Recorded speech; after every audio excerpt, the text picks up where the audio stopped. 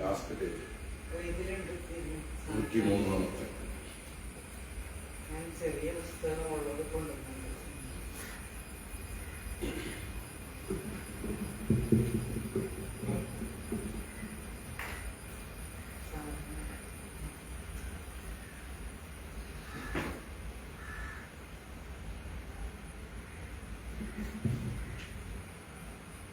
ഓം സദാശിവസമാരംഭാം ശങ്കരാചാര്യമധ്യമാം അസ്മദാചാര്യപര്യന്താം വന്ദേ ഗുരുപരമ്പരാം.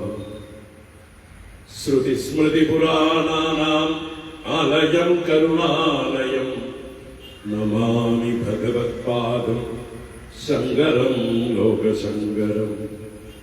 ശങ്കരം ശങ്കരാചാര്യം കേശവം ബാദരായണം സൂത്രഭാഷ്യകൃതൗ വന്ദേ ഭഗവന്തൗ പുനഃ പുനഃ.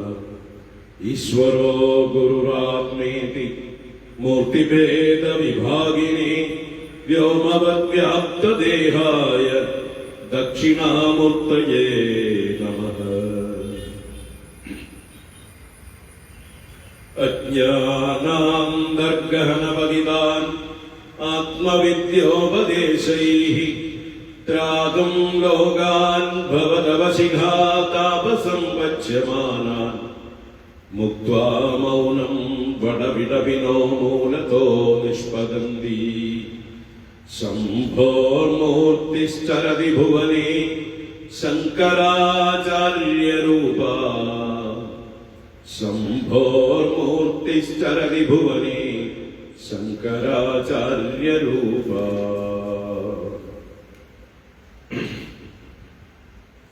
ഓം നമഃ പരമഋഷിഭ്യോ നമഃ പരമഋഷിഭ്യഃ. ശ്രീഗുരുഭ്യോ നമഃ.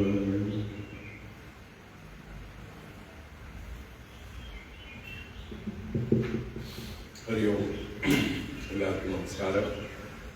എല്ലാവർക്കും സുപ്രഭാതം, ശുഭദിനം, അക്ഷയ തൃതീയ ആശംസകൾ.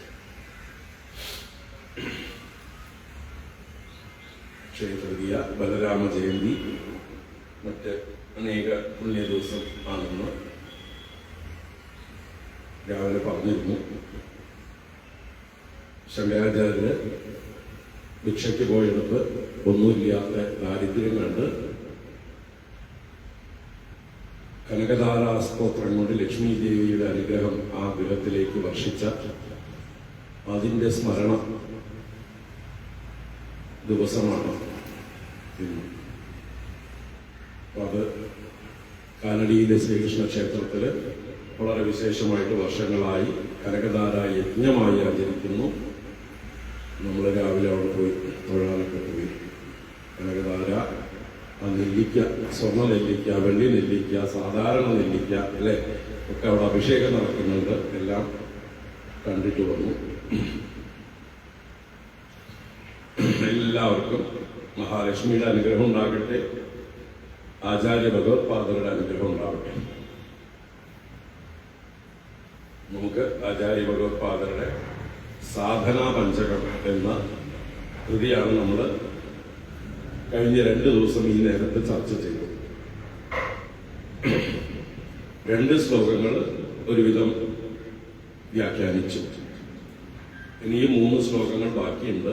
ഇന്നും കൂടിയ ക്ലാസ്, ഈ സാധനാ പഞ്ചകം ക്ലാസ് വെച്ചിരിക്കുന്നത് നാളെ നമ്മൾ ഭഗവത്ഗീതയാണ് ഉദ്ദേശിച്ചിരിക്കുന്നത്. നമ്മുടെ മാർച്ച് മാസം 27 നടത്തിയ ക്യാമ്പിന്റെ തുടർച്ച. മറ്റന്നാൾ ശങ്കര ജയന്തിയുമായി. അപ്പോൾ ഇന്നിപ്പോ നമുക്ക് പരമാവധി കാണാൻ ശ്രമിക്കാം. 3 ശ്ലോകങ്ങളുണ്ട്. ഒന്ന് അതിന്റെ വാച്യാർത്ഥം അല്ലെങ്കിൽ അക്ഷരാർത്ഥം സാമാന്യം ഗ്രഹിക്കാൻ ആവുന്ന പോലെ സമയത്തിനനുസരിച്ച് കുറച്ച് വിസ്തരിക്കാം. നമുക്ക് ആദ്യത്തെ 3 ശ്ലോകങ്ങൾ ചൊല്ലാം. വേദോ നിത്യമധീയതാം തദുദിതം കർമ്മ സ്വനുഷ്ഠീയതാം തേനേ സസ്യ വിധീയതാമപചിതി കാമ്യേ മതിസ്ത്യജ്യതാം പാപൗഗഃ പരിധൂയതാം ഭവസുഖേ ദോഷോനുസന്ധീയതാം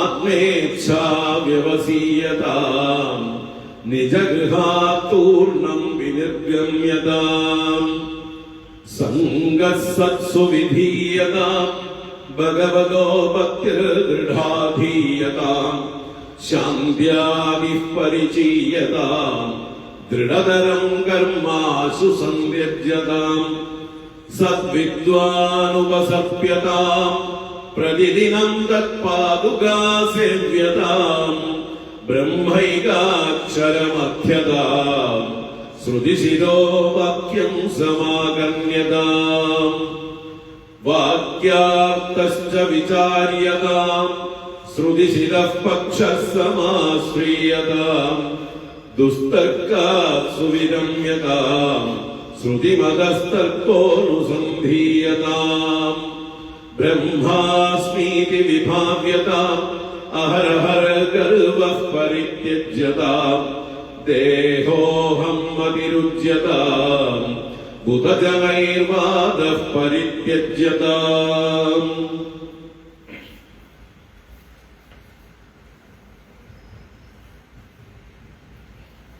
സാധന പഞ്ചകം, സാധനാ പഞ്ചകം, ഉപദേശ പഞ്ചകം, സോപാന പഞ്ചകം എന്നൊക്കെ പേരുള്ളതാണ് ഈ കൃതി.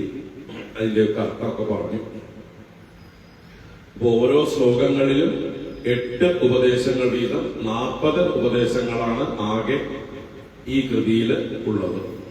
എല്ലാ ഉപദേശങ്ങളുടെയും ഒരു സംഗ്രഹം ആണ് ഈ സാധന പഞ്ചകം. അതുകൊണ്ട് അതിന് ഉപദേശ പഞ്ചകം എന്ന് പറയുന്നു. പടിപടിയായി ലക്ഷ്യത്തിലേക്ക് നമ്മളെ കയറ്റിക്കൊണ്ടുപോകുന്നത് കൊണ്ട് അതിന് സോപാന പഞ്ചകം എന്ന് പറയുന്നു. സാധനം എന്ന് പറഞ്ഞാൽ ആവശ്യമായിട്ടുള്ള യോഗ്യതകൾ, കാര്യങ്ങൾ എന്നൊക്കെ, അല്ലെങ്കിൽ നമ്മൾ ചെയ്യേണ്ട കാര്യങ്ങൾ, ഇതൊക്കെ സാധനം എന്ന് പറയുന്നത്. അത് ചെയ്യുന്ന പ്രവൃത്തിയാണ് സാധന. അപ്പൊ ചെയ്യേണ്ട പ്രവൃത്തികള്, നമുക്ക് വേണ്ട യോഗ്യതകൾ, ഇതെല്ലാം കൊണ്ട് അതിന് സാധന പഞ്ചകമെന്നും സാധനാ പഞ്ചകമെന്നും പറയുന്നു. അപ്പൊ അതിൽ ആദ്യത്തെ 2 ശ്ലോകം നമ്മൾ ഇന്നലെ മിനിഞ്ഞാന്നുമായിട്ട് വിശദീകരിച്ച് കണ്ടു. ഗൃഹസ്ഥനോടുള്ള ഉപദേശമാണ് ആദ്യത്തെ ശ്ലോകം. ഗുരുകുലത്തിൽ നിന്ന് വീട്ടിൽ തിരിച്ചെത്തി കഴിഞ്ഞാൽ നിത്യവും വേദാധ്യയനം മുടങ്ങരുത്. സ്വാധ്യായ പ്രവചനങ്ങൾ തുടർന്നുകൊണ്ടിരിക്കണം. വേദത്തിൽ പറഞ്ഞിരിക്കുന്ന കർമ്മങ്ങൾ വേണം അനുഷ്ഠിക്കുവാനായിക്കൊണ്ട്, അല്ലാതെ തോന്നിയ വാസം ചെയ്യരുത്. ആ വൈദിക കർമ്മത്തെ എങ്ങനെ ചെയ്യണം? ഈശസ്യ അപചിതി വിധീയത. ഈശ്വരന്റെ പൂജയാക്കി ആ കർമ്മങ്ങളെ ചെയ്യണം. അപ്പോ കർമ്മവാസനകൾ ക്ഷയിക്കും. കാമ്യേ മതിസ്ത്യജ്യത. കാമ്യകർമ്മങ്ങളിലുള്ള ബുദ്ധിയെ ഉപേക്ഷിക്കേണ്ടതാണ്.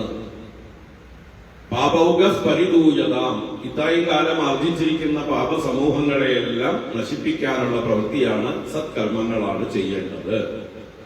ഭവസുഖേ ദോഷോനുസന്ധീയത, ഈ സംസാര ലോകത്ത് അല്ലെങ്കിൽ ഈ ഭൗതിക ലോകത്ത് ദോഷങ്ങളെ ഉള്ളൂ, അതിന് സുഖമൊന്നുമില്ല എന്ന് വിവേകം ചെയ്ത് ഉറപ്പിക്കണം. അത് നിരന്തരം ചെയ്യണം. അനുസന്ധീയത, അനുസന്ധാനം ഗുരു. ആത്മേച്ഛാ വ്യവസീയത, ആത്മാവിനെ അറിയാനുള്ളതായിട്ടുള്ള ഇച്ഛയെ വർദ്ധിപ്പിക്കണം. നിജഗൃഹാത് പൂർണ്ണം വിനിർഗമ്യത, അങ്ങനെ ലക്ഷ്യബോധം ഉണ്ടായിക്കഴിഞ്ഞാൽ, അല്പം വൈരാഗ്യം വന്നു കഴിഞ്ഞാൽ സ്വന്തം ഗൃഹത്തിൽ നിന്ന് പതുക്കെ ഇറങ്ങണം വാനപ്രസ്ഥത്തിലേക്ക്. എന്നിട്ട് സത്സു സംഘ വിധീയത, സജ്ജനങ്ങളോട് സംഘം ചെയ്യേണ്ടതാണ്. അങ്ങനെയാണ് ഭഗവാനിലുള്ള ഭക്തി ദൃഢാധീയത, ദൃഢമായി ഉറപ്പിക്കാൻ സാധിക്കുക. ശമം ദമം ഉപരമ തിതിക്ഷ ശ്രദ്ധ സമാധാനം ഇങ്ങനെയുള്ള ശാന്തിയാദി പരിചീയതാം അഭ്യസ്യതാം, അഭ്യാസം കൊണ്ട് വളർത്തേണ്ടതാണ് ശമതമാദി യോഗ്യതകൾ. കർമ്മ ആശു ദൃഢതരം സന്ധ്യജ്യത, ഇതുവരെ ചെയ്തുകൊണ്ടിരുന്ന കർമ്മങ്ങൾ അത് വൈദിക കർമ്മങ്ങളാണെങ്കിൽ പോലും, നിഷ്കാമ കർമ്മങ്ങളാണെങ്കിൽ പോലും, നിത്യകർമ്മങ്ങളാണെങ്കിൽ പോലും അവയെയും ഉപേക്ഷിക്കേണ്ടതാണ് സന്യാസമാർഗത്തിലേക്ക്. എന്നിട്ട് സദ്വിദ്വാൻ ഉപസർപ്യത, യോഗ്യനായ ഒരു വിദ്വാനെ, ബ്രഹ്മനിഷ്ഠനും ശ്രോത്രിയനുമായ ഒരു ഗുരുവിനെ സമീപിക്കേണ്ടതാണ്. ഉപസർപ്യത എന്ന് പറഞ്ഞാൽ വിധിപ്രകാരം സമീപിക്കേണ്ടതാണ്. പ്രതിദിനം തൽ പാതുകാ സേവ്യത, നിത്യേന അദ്ദേഹത്തിന് പാദസേവ ചെയ്യണം. എന്ന് പറഞ്ഞാൽ അദ്ദേഹത്തിന്റെ മുമ്പിൽ വിനയാന്വിതനായി അദ്ദേഹത്തിന് വേണ്ടി എന്ത് സേവയും ചെയ്യാൻ തയ്യാറായിക്കൊണ്ട്, അദ്ദേഹത്തിൽ നിന്ന് ശ്രവണത്തിലുള്ള താല്പര്യം പ്രകടിപ്പിച്ചുകൊണ്ട്, തനിക്കൊന്നും അറിയില്ല എന്നുള്ള വിനയഭാവത്തോടെ ഔദ്ധത്യം കൂടാതെ അദ്ദേഹത്തിന്റെ കാൽക്കലിരിക്കണം. തൽ പാതുകാ സേവ്യത. ബ്രഹ്മൈകാക്ഷരമധ്യത, ഏകവും അക്ഷരവുമായ ബ്രഹ്മത്തെ അദ്ദേഹത്തോട് അർത്ഥിക്കണം, ചോദിക്കണം. അപ്പൊ ബ്രഹ്മതത്വം ഉപദേശിച്ചു തരാനായിക്കൊണ്ട് ആവശ്യപ്പെടണം. ശ്രുതിശിരോ വാക്യം സമാകർണ്യത, വേദാന്ത വാക്യം.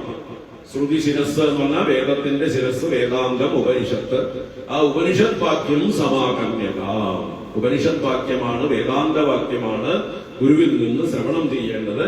അല്ലാതെ മറ്റ് ലൗകിക വിഷയങ്ങളെ കുറിച്ചോ മറ്റ് ലോകങ്ങളെ പ്രാപിക്കാനുള്ള, സ്വർഗാദി ലോകങ്ങളെ പ്രാപിക്കാനുള്ള വിദ്യകളെ കുറിച്ചോ അല്ല. ആത്മസാക്ഷാത്കാരത്തിനുള്ള വിദ്യയാണ് ഗുരുവിൽ നിന്ന് ചോദിച്ചു മേടിക്കേണ്ടത്, കേൾക്കേണ്ടത്. അതിന്റെ തുടർച്ചയായിട്ട് അടുത്ത ശ്ലോകം. അപ്പോ 8 16 ഉപദേശങ്ങൾ കഴിഞ്ഞു. 17ാമതായിട്ടുള്ള ഉപദേശം ആരംഭിക്കുന്നു. വാക്യാർത്ഥശ്ച വിചാര്യതാം ശ്രുതിശിരഃ പക്ഷഃ സമാശ്രിയതാം ദുസ്തർക്കാത് സുവിരമ്യതാം ശ്രുതിമതസ്തർക്കോനുസന്ധീയതാം ബ്രഹ്മാസ്മീതി വിഭാവ്യതാം അഹരഹർ ഗർവഃ പരിത്യജ്യതാം ദേഹോഹം അഭിരുജ്യതാം ബുധജനൈർവാദഃ പരിത്യജ്യതാം. വാക്യാർത്ഥശ്ച വിചാര്യതാം, വാക്യാർത്ഥഃ വിചാര്യതാം. വാക്യാർത്ഥം എന്ന് പറഞ്ഞാൽ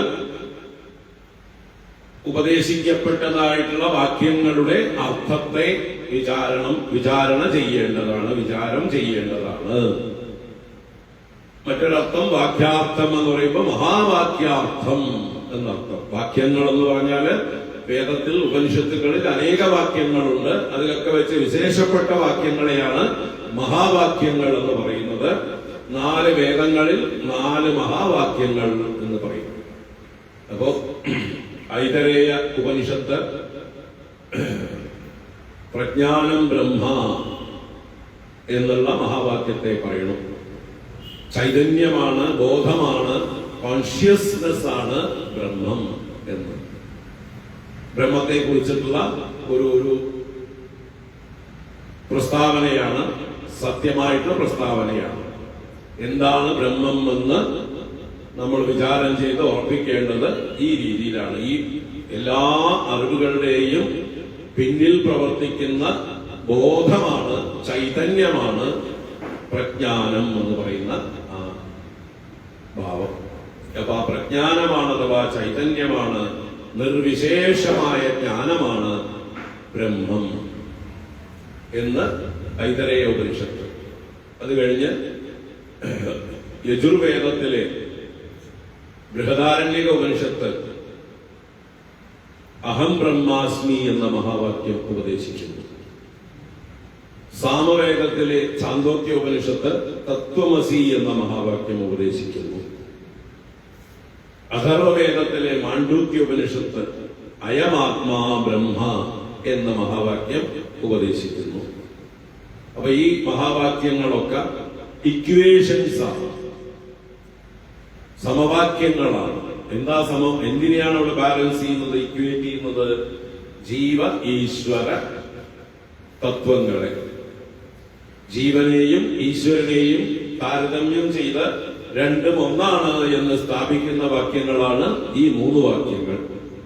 അഹം ബ്രഹ്മാസ്മി എന്നതും തത്വമസി എന്നതും അയമാത്മാ ബ്രഹ്മ എന്നതും ഇങ്ങനെയുള്ള മൂന്ന് മഹാവാക്യങ്ങൾ, മൂന്ന് ഇക്വേഷൻസ് ആണ്. അപ്പൊ ഇക്വേറ്റ് ചെയ്യപ്പെടണമെങ്കിൽ രണ്ട് ഭാഗവും ബാലൻസ് ചെയ്യപ്പെടണം, വേണ്ടേ? അപ്പൊ എന്തൊക്കെയോ ചിലത് ഒരു ഭാഗത്ത് കൂടുതലുണ്ട്, ഒരു ഭാഗത്ത് കുറവുണ്ട്. അങ്ങനെയുണ്ടെങ്കിൽ ആ കൂടുതലുള്ളതിനെയൊക്കെ കുറവുള്ളതിനെ സമാനമാക്കാൻ എന്തൊക്കെ ഉപേക്ഷിക്കണോ ഒക്കെ ഉപേക്ഷിക്കണം. കുറവുള്ളതിനെ കുറവുള്ളതാക്കുന്ന ചില കണ്ടീഷനിങ് ഉണ്ട്, അതിനെയൊക്കെ ഉപേക്ഷിക്കണം. അപ്പൊ തത് ത്വം അസി എന്ന മഹാവാക്യത്തിൽ തത്പദത്തെ വിശേഷിപ്പിക്കുന്നത് സർവജ്ഞത്വ, സർവവ്യാപകത്വ, സർവശക്തിത്വാദി ഗുണങ്ങളോട് കൂടിയിട്ടാണ്. തത് എന്നാൽ ഈശ്വരൻ.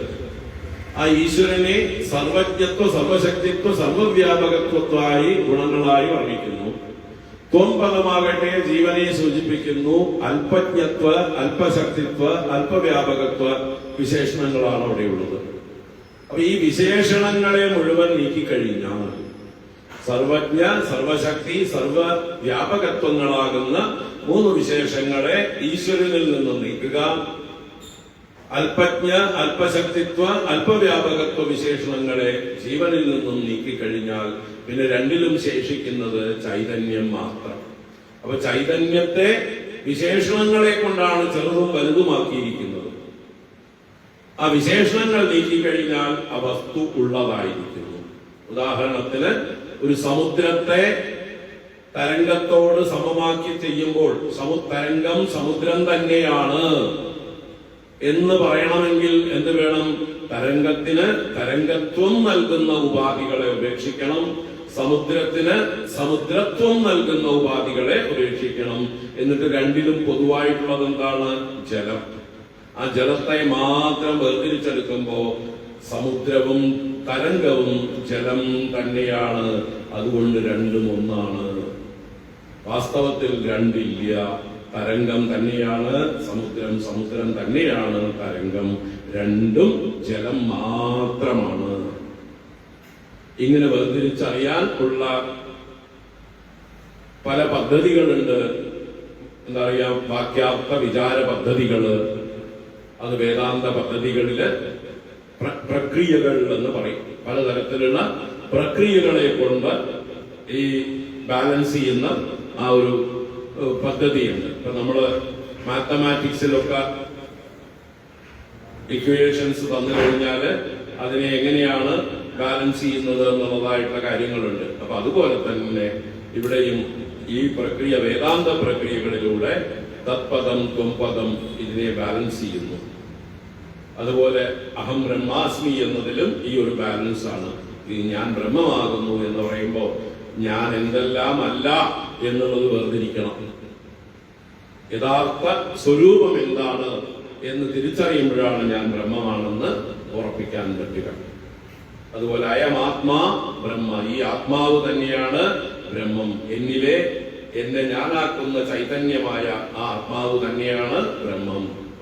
അപ്പൊ ഇങ്ങനെയുള്ള മഹാവാക്യങ്ങളെ കുറിച്ച് ഗുരുമുഖത്ത് നിന്ന് വേണ്ട പോലെ അതിന്റെ പ്രക്രിയകളെ കുറിച്ച് മനസ്സിലാക്കി വേണ്ട പോലെ ശ്രവണം ചെയ്ത് വിചാരം ചെയ്യണം എന്നുള്ളതാണ് ഉപദേശിക്കുന്നത്. അതിനെന്ത് വേണം? അതിന് ഗുരുകുലത്തിൽ ഗുരുവിന്റെ മുമ്പിൽ ഇരുന്ന് ശ്രവണത്തിലൂടെ മനന നിധിധ്യാസനങ്ങൾ ചെയ്യണം. അതാണ് വാക്യാർത്ഥശ്ച വിചാര്യതാം ശ്രുതിശിരപക്ഷസമാശ്രീയതാം. അങ്ങനെ അപ്പോൾ എന്ത് സംശയങ്ങൾ വന്നാലും എന്ത് കോൺട്രഡിക്ഷൻസ് തോന്നിയാലും പരസ്പര വിരുദ്ധമായിട്ടുള്ള പല ആശയങ്ങളും നമ്മുടെ ഉള്ളിൽ കൺഫ്യൂഷൻ ഉണ്ടാക്കും. അപ്പോൾ നമ്മൾ ഏത് പക്ഷത്തെ ആശ്രയിക്കണം? ശ്രുതിശിര പക്ഷ. ശ്രുതിശിര എന്ന് പറഞ്ഞാൽ വേദാന്തം. ശ്രുതി വേദം, ശിരസ് അന്തം. ശ്രുതിശിര വേദാന്തം, ഉപനിഷത്ത്. അപ്പൊ ഉപനിഷത് പക്ഷ സമാശ്രീയത.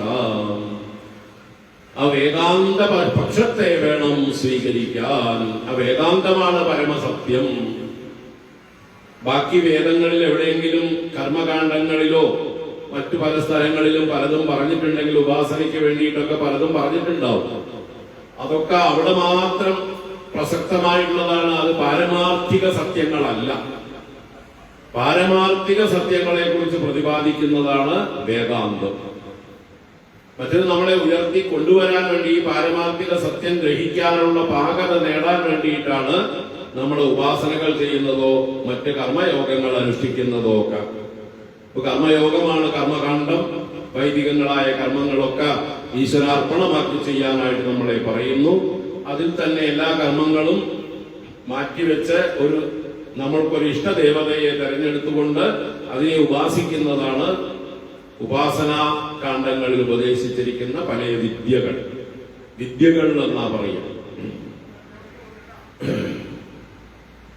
ഹിരണ്യഗർഭോപാസന, വിരാട് പുരുഷോപാസന, അഗ്നി ഉപാസന, പലതരത്തിലുള്ള ദേവതാ സങ്കല്പങ്ങളെ ഉപാസന ചെയ്യുന്നതായിട്ടുള്ള പദ്ധതികളുണ്ട്. അതെല്ലാം ഏകാഗ്രതയ്ക്ക് വേണ്ടിയിട്ടാണ്, ചിത്തശുദ്ധിക്ക് വേണ്ടിയിട്ടാണ്. അതിനൊക്കെ അതുവരേക്കേ പ്രസക്തിയുള്ളൂ. അത് പരമാർത്ഥമല്ല. അപ്പൊ പരമാർത്ഥം ഏതാണ്? ഉപനിഷത്ത് വാക്യങ്ങളാണ്, വേദാന്ത വാക്യങ്ങളാണ്. അതുകൊണ്ട് വേദാന്ത വാക്യങ്ങൾക്ക് വിരുദ്ധമായിട്ടുള്ള വേദത്തിൽ തന്നെയുള്ള പൂർവകാണ്ഡങ്ങളിലെ ഭാഗങ്ങളൊക്കെ ത്യജിക്കാവുന്നതാണ്. എപ്പോൾ? വേദാന്തത്തിന് വിരുദ്ധമാകുന്ന സന്ദർഭത്തിൽ. നമ്മളൊരു വേദാന്ത വിദ്യാർത്ഥിയായി കഴിഞ്ഞാൽ നമ്മൾ പ്രയോറിറ്റി കൊടുക്കേണ്ടത്, പ്രാമാണ്യം കൊടുക്കേണ്ടത് വേദാന്ത വാക്യങ്ങൾക്കാണ്.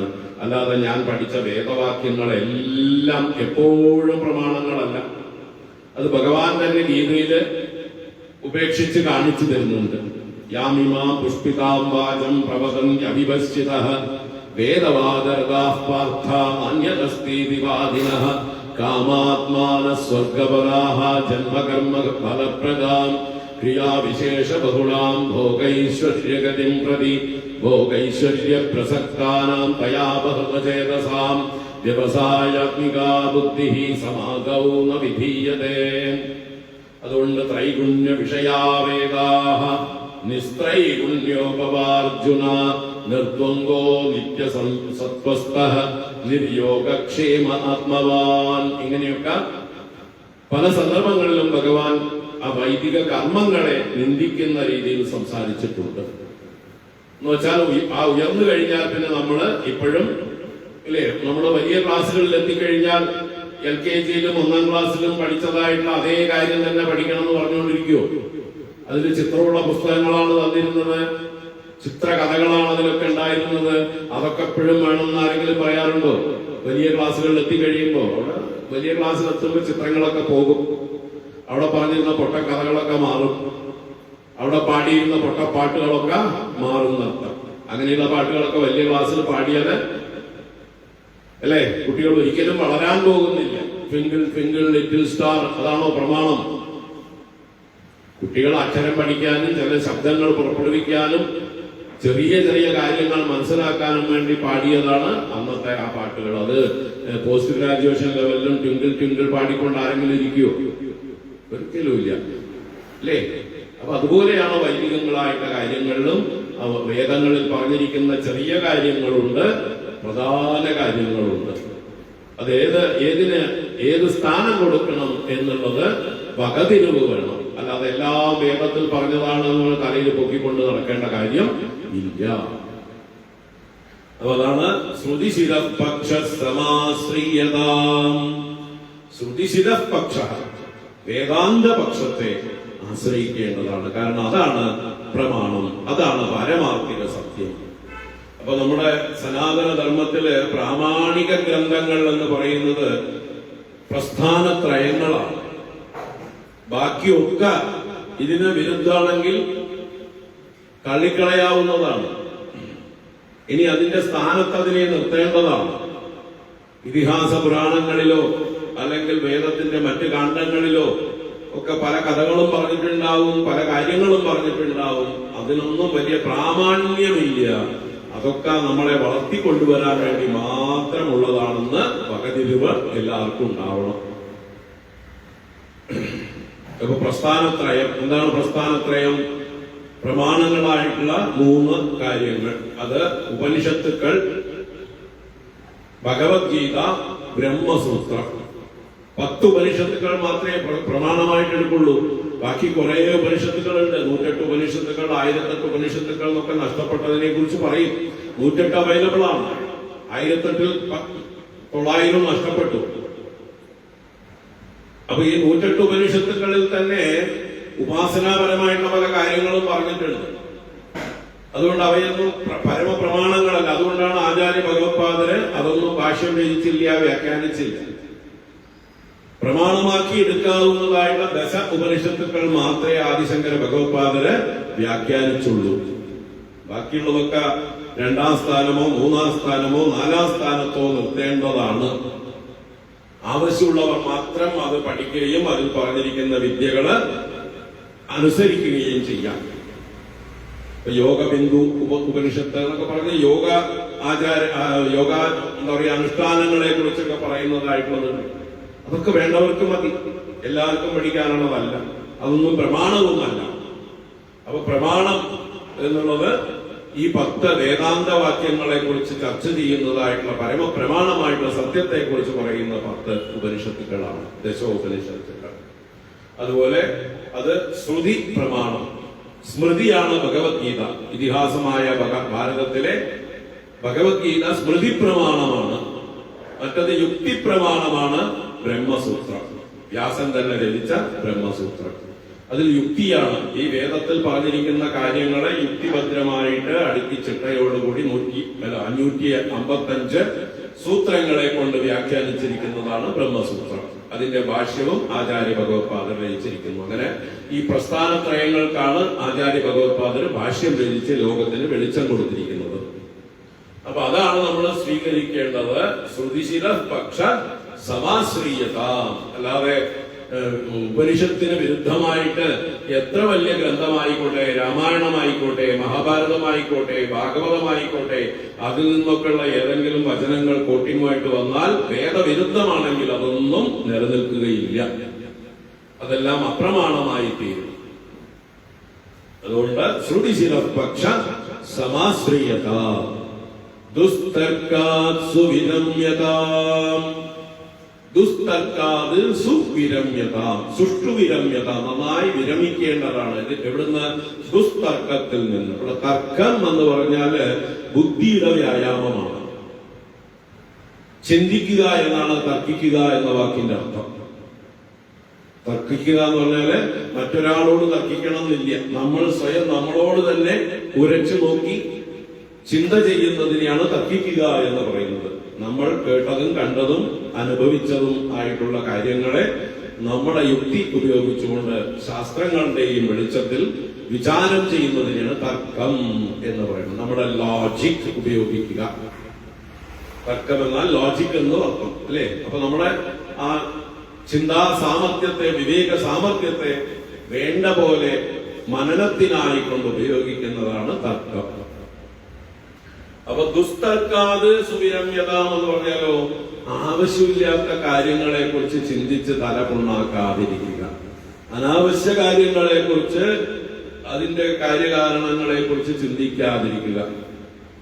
അടുത്ത വീട്ടിൽ നിന്ന് എന്തെങ്കിലും മണം വരുമ്പോൾ അവിടെ എന്ത് കൂട്ടാനാ വെക്കണം, എന്ത് കറിയാ വെക്കുന്നത് എന്നുള്ള ചോദ്യം അല്ലെങ്കിൽ ചിന്തയല്ല പറയേണ്ടത്.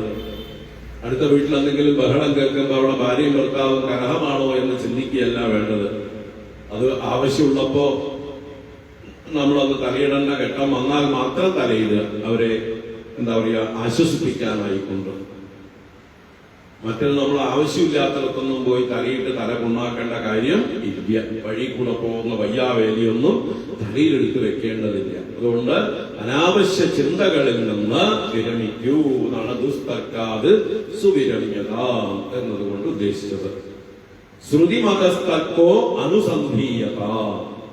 ശ്രുതിമതസ്തർക്ക, ശ്രുതിക്ക് മതമായ തർക്കം, ശ്രുതിക്ക് സമ്മതമായ തർക്കം, ശ്രുതി പറയുന്ന ചിന്ത.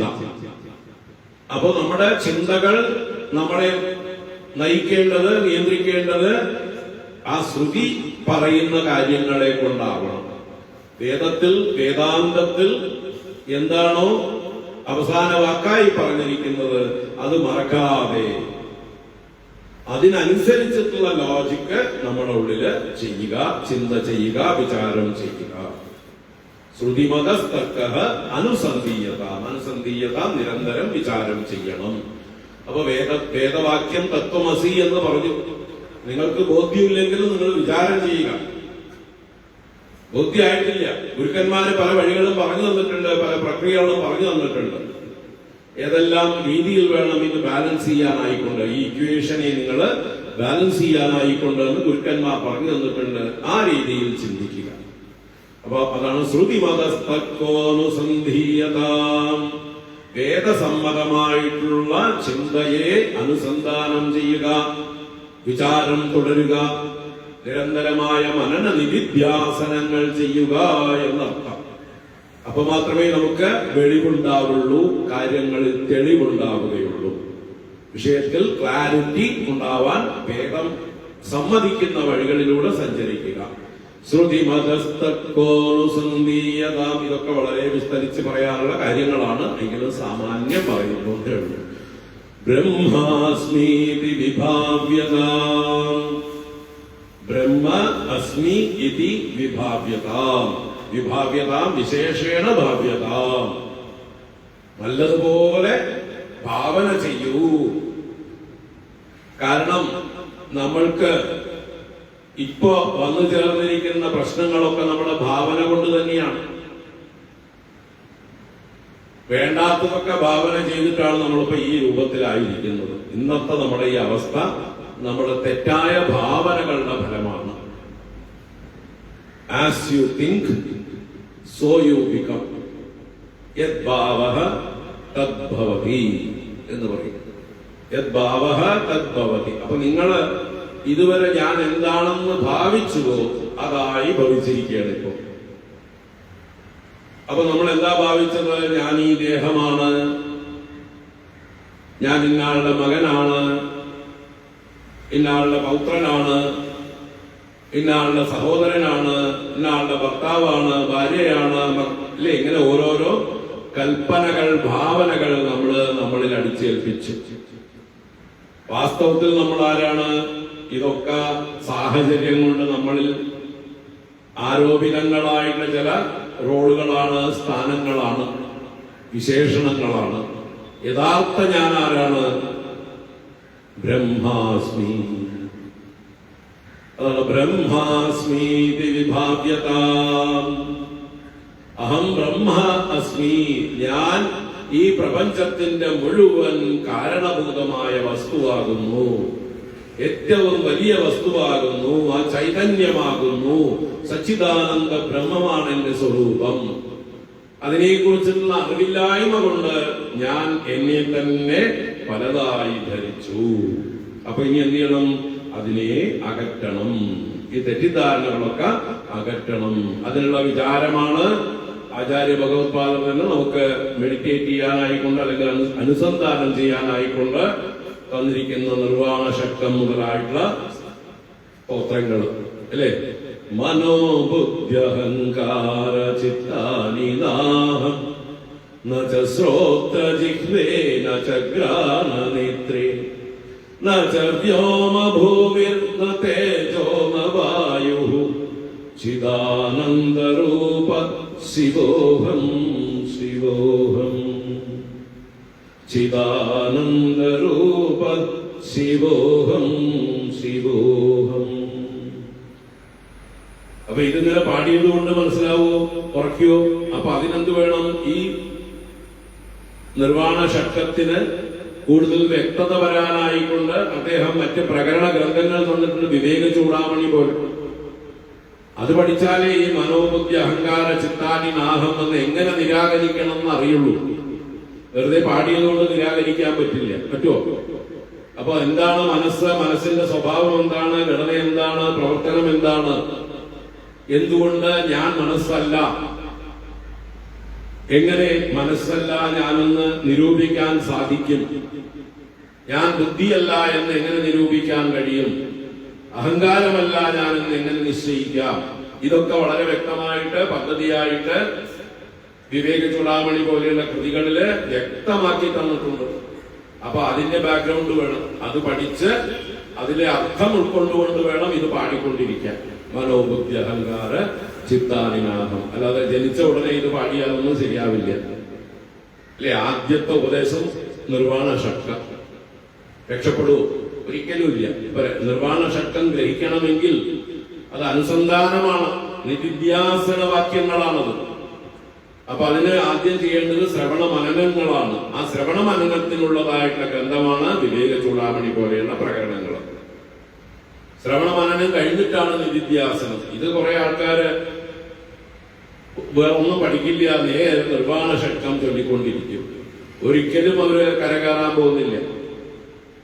അതുകൊണ്ട് ആദ്യം വേണ്ടത് എന്തുകൊണ്ട് ഞാൻ മനസ്സും ബുദ്ധിയും അഹങ്കാരവും ചിത്തവും ഒന്നുമല്ല, ഞാൻ എന്തുകൊണ്ട് ശരീരമല്ല, ഇന്ദ്രിയങ്ങളല്ല, ഇത് എങ്ങനെ എനിക്ക് എന്നെ ഇതിൽ നിന്നെല്ലാം വേർതിരിച്ചെടുക്കാൻ കഴിയും, ഈ പദ്ധതികളൊക്കെ വിസ്തരിക്കുന്ന പ്രകടന ഗ്രന്ഥങ്ങൾ ആദ്യം പഠിക്കണം. അപ്പൊ ഇവിടെ ദുസ്തർക്കാസുവിരമ്യതാം ശ്രുതിമതസ്തർക്കോനുസന്ധീയതാം ബ്രഹ്മാസ്മീതി വിഭാവ്യതാം അഹം ബ്രഹ്മ അസ്മീതി വിഭാവ്യതാം. അപ്പൊ ഈ ബ്രഹ്മം എന്താണെന്ന് ആദ്യം അറിയണം. ഈ ബ്രഹ്മവും ഞാനും തമ്മിൽ എങ്ങനെയാണ് ബന്ധപ്പെട്ടിരിക്കുന്നത് എന്ന് അറിയണം. ഞാൻ ബ്രഹ്മമാണ് എന്ന് യുക്തി ഭദ്രമായി നമുക്ക് കൺവിക്ഷൻ ഉണ്ടാവണം. എന്നിട്ട് വേണം അതിനെ അനുസന്ധാനം ചെയ്യാൻ. അതാണ് ബ്രഹ്മാസ്മീതി വിഭാവ്യതാം. അപ്പൊ ഇതിനൊക്കെയുള്ള പദ്ധതികളുണ്ട് ശാസ്ത്ര പഠനത്തിൽ. ശ്രവണം, മനനം, നിധിധ്യാസനം, ഇങ്ങനെ ക്രമത്തിൽ. അപ്പൊ ശ്രവണ മനനങ്ങൾ കഴിഞ്ഞിട്ടാണ് ഇവിടെ ശ്രുതിമതസ്തർക്കോനുസന്ധീയതാം എന്നുള്ളത് മനനത്തെ കുറിച്ചും ബ്രഹ്മാസ്മീതി വിഭാവ്യതാം എന്നുള്ളത് ശ്രവണത്തെ അല്ല നിധിധ്യാസനത്തെ കുറിച്ചുമാണ് പറഞ്ഞത്. ശ്രുതിശിരോവാക്യം സമാഗമ്യതാം എന്നത് ശ്രവണത്തെ കുറിച്ചും വാക്യാർത്ഥ വിചാരവും ശ്രുതിശിരപക്ഷ സമാശ്രയവും ദുസ്തർക്കത്തിൽ നിന്നുള്ള വിരലിയും ശ്രുതിമതസ്തർക്കം അനുസന്ധാനം ചെയ്യുന്നതെല്ലാം മനനത്തെ കുറിച്ചാണ്. ബ്രഹ്മാസ്മീതി വിഭാവ്യതാം എന്നുള്ളത് നിധിധ്യാസനത്തെയാണ് സൂചിപ്പിക്കുന്നത്. അഹരഹര ഗർവ പരിത്യജ്യതാം. അഹരഹ എന്ന് പറഞ്ഞാലോ നിരന്തരം, എപ്പോഴും, എന്നും, ദിനം പ്രതി. അഹഹ അഹഹ. അഹ എന്ന് പറഞ്ഞാൽ പകൽ, ദിവസം എന്നൊക്കെ അർത്ഥം. അപ്പൊ ഡെയിലി, നിരന്തരം. ഗർവ പരിത്യജ്യത. ഗർവ എന്ന് പറഞ്ഞാല് പ്രൈഡ്, അഭിമാനം, അഹങ്കാരം എന്നൊക്കെ പറയാം. ഇതെങ്ങനെ വന്നു? ദേഹാദികളിൽ ഉള്ള ആസക്തി കൊണ്ട് വന്നു ചേർന്നതാണ്. ഞാൻ ദേഹമാണ് എന്ന് കരുതുമ്പോ ദേഹത്തിന്റെ കേമത്തരമൊക്കെ എന്റെ കേമത്തരം എന്ന് വിചാരിക്കുന്നു. ഞാൻ നല്ല ചെറുപ്പക്കാരനാണ്, ഒരു ഗർവം. ഞാൻ നല്ല ആരോഗ്യവാനാണ്, ഗർവം. ഞാൻ സുന്ദരനാണ്, ഗർവം. അല്ലേ? എനിക്ക് എല്ലാ അവയവങ്ങളും നല്ല പുഷ്ടിയുള്ളതാണ്, അത് ഗർവം. അതൊക്കെ ഇങ്ങനെ അവനെ ദേഹവുമായിട്ടുള്ള അഭിമാനം കൊണ്ട് ഗർവിഷ്ഠനാക്കുന്നു. അതുപോലെ തന്നെ കുലത്തിന്റെ മഹിമ, അച്ഛനമ്മമാരുടെ കേമത്വം, ധനസ്ഥിതി, താനിരിക്കുന്ന ഉദ്യോഗം അല്ലെങ്കിൽ സ്ഥാനമാനങ്ങൾ, ഇങ്ങനെ ഓരോ കാര്യങ്ങളെ കൊണ്ടും ഗർവമുണ്ടാകാം. ഭാര്യയുടെ യോഗ്യത കൊണ്ട്, മക്കളുടെ യോഗ്യതകൾ കൊണ്ട് ഒക്കെ ഗർവം ഉണ്ടാവാം, അല്ലേ? പലതരത്തിൽ ഗർവം വന്നു ചേരാം. ഇതൊന്നും ശാശ്വതമല്ല, ഇതൊക്കെ എന്നിൽ വന്നു ചേർന്നതാണ്, ഞാൻ ഇതൊന്നുമല്ല എന്ന് പറഞ്ഞ് ഏതിലൊക്കെയാണോ അഭിമാനമുള്ളത് ആ അഭിമാനത്തെ ഉപേക്ഷിച്ച് ശീലിക്കണം. ഞാനിതല്ല, ഞാനിതല്ല, ഞാനിതല്ല എന്ന് നേതി എന്ന് സ്വയം താനല്ലാത്ത, ആത്മാവല്ലാത്ത അനാത്മ വസ്തുക്കളെയെല്ലാം നിഷേധിച്ച് പരിശീലിക്കണം. അങ്ങനെയേ ഗർവത്തെ ത്യജിക്കാൻ ആവുകയുള്ളൂ. അഹരഹർ ഗർവ പരിത്യജ്യത, അത് പ്രയത്നപൂർവം ചെയ്യേണ്ടതാണ്. ദേഹോഹം അതിരുച്യതാം, ദേഹോഹം മതി അല്ലെങ്കിൽ ദേഹേഹം മതി എന്നും പാഠഭേദമുണ്ട്. ദേഹേ അഹം മതി, ദേഹത്തിൽ ഞാനെന്ന ബുദ്ധി. ദേഹോഹം മതി, ഞാൻ ദേഹമാകുന്നു എന്ന ബുദ്ധി. ഇത് രണ്ടിനെയും ഉജ്യതാം ദൂരേക്ക് വലിച്ചെറിയണം, ത്യജിക്കണം എന്നർത്ഥം. ദേഹോഹം എന്നുള്ളത് അത്യന്ത ജഡന്മാരുടെ ബുദ്ധിയാണ്. ഞാൻ ദേഹമാണ്, ഇതാരുടെ ബുദ്ധിയാണ്? അത്യന്ത മൂഢന്മാരുടെ ബുദ്ധിയാണ്. അവർ ദേഹമാണ് എന്ന് കൺക്ലൂഡ് ചെയ്തിരിക്കുകയാണ്. അതിന്റെ അപ്പുറത്തേക്ക് അവർക്ക് മാനങ്ങളൊന്നുമില്ല. എന്നാൽ കുറച്ചുകൂടി ഉയർന്നവരാണ് ദേഹേ അഹം എന്ന് പറയുന്നത്. ദേഹേ അഹം, ഞാൻ ദേഹത്തിലിരിക്കുന്നു, ഞാൻ ദേഹമല്ല, ദേഹം എനിക്ക് ഇരിക്കാനുള്ള ആയതനം, വാസസ്ഥാനം, ഇങ്ങനെ കരുതുന്നത് കുറെ കൂടി വിചാരം ചെയ്തവരാണ്. അപ്പൊ ഞാൻ ദേഹമല്ല, ഞാൻ ദേഹത്തിലിരിക്കുന്നു. ഇത് രണ്ടും ത്യജിക്കേണ്ടതാണ്. ആദ്യം ദേഹോഹമ്മതി ത്യജിക്കണം, പിന്നെ ദേഹേഹമ്മതിയും ത്യജിക്കണം. എന്നിലാണ് ദേഹം ഇരിക്കുന്നത്, അല്ല ദേഹത്തിൽ ഞാനല്ല ഇരിക്കുന്നത്. ആത്മാവാകുന്ന എന്നെ ആശ്രയിച്ചാണ് ദേഹം ഇരിക്കുന്നത്. ആത്മാവാകുന്ന ഞാൻ ഉപേക്ഷിച്ചു കഴിഞ്ഞാൽ ഈ ദേഹം നിലനിൽക്കുന്നതല്ല. ആത്മാവാണ് എല്ലാത്തിനും അധിഷ്ഠാനം, ആധാരം. ദേഹം അതിൽ പറ്റിക്കൂടിയിരിക്കുന്ന ഇത്തിൽ കണ്ണിയാണ്. അപ്പൊ വലിയ വൻവൃക്ഷത്തില് ഇത്തിൽ കണ്ണി ഇരിക്കുമ്പോ ഇത്തിൽ കണ്ണി അഭിമാനിക്കുകയാണ്, ദാ എന്നിൽ ഈ ആൽവൃക്ഷം ഇരിക്കുന്നു, അല്ലേ? അപ്പൊ അത് വിഡിത്തരമല്ലേ? ആൽവൃക്ഷത്തെ ആശ്രയിച്ച് ആൽവൃക്ഷത്തിന്റെ സാപ്പ് എന്താ പറയാ, അതില് നീര് ഊറ്റി കുടിച്ച് അതിൽ നിന്ന് വെള്ളവും വളവും ആർജിച്ച് വളർന്നു വരുന്നതാണ് ഇത്തിൽക്കണ്ണി. ആൽവൃക്ഷത്തിന്റെ ഒരു ശാഖയിൽ മാത്രമേ അത് അല്പമേ പടർന്നിട്ടുള്ളൂ. പക്ഷെ അത് വിചാരിക്കുകയാണ് എന്നെ ആശ്രയിച്ചാണ് ഈ ആൽവൃക്ഷം ഇരിക്കുന്നത് എന്ന്. ഇതുപോലെയാണ് ആത്മചൈതന്യമാകുന്ന അശ്വത്ഥത്തിലാണ് ഈ ദേഹമാകുന്ന ഇത്തിൽക്കണ്ണി പറ്റിപ്പിടിച്ചിരിക്കുന്നത്. ഈ ഇത്തിൽക്കണ്ണിയാണ് നമുക്ക് ദോഷം ചെയ്തുകൊണ്ടിരിക്കുന്നത്. അതുകൊണ്ട് ഇതിനെ ഉപേക്ഷിക്കേണ്ടതാണ്, ഇതിലുള്ള അഹംഭാവത്തെ ഉപേക്ഷിക്കേണ്ടതാണ്. ഇതാണ് ഞാനെന്നുള്ള തെറ്റിദ്ധാരണയെ ഉപേക്ഷിക്കേണ്ടതാണ്. അപ്പൊ അതിനുള്ള പ്രക്രിയകൾ ഉപയോഗിച്ച് വേദാന്ത ശ്രവണ മനന നിധിധ്യാസനങ്ങൾ ചെയ്ത് ഞാൻ ഈ ദേഹമല്ല, ഈ ദേഹം എന്നിൽ വന്നു ചേർന്നതാണ്, വളർന്നതാണ്, പരിണമിച്ചുകൊണ്ടിരിക്കുന്നതാണ്, ഇതിനെല്ലാം വേദിയായിരിക്കുന്നതാണ് ഞാൻ. ഈ ദേഹത്തിന്റെ ധർമ്മങ്ങൾ എന്താണ്? 6 വികാരങ്ങളാണ്. ജായതേ, അസ്ഥി, വർദ്ധതേ, വിപരിണമതേ, അപക്ഷീയതേ, വിനശ്യതി, ഇങ്ങനെയൊക്കെയുള്ള ഷഡ്വികാരം, അതാണ് ശരീരങ്ങൾ. അപ്പൊ ഈ വികാരം പരിണാമമാണ്, മാറ്റമാണ്. അപ്പൊ മാറണമെങ്കിൽ എന്ത് വേണം? മാറാത്തൊരടിത്തറ വേണം, അല്ലേ?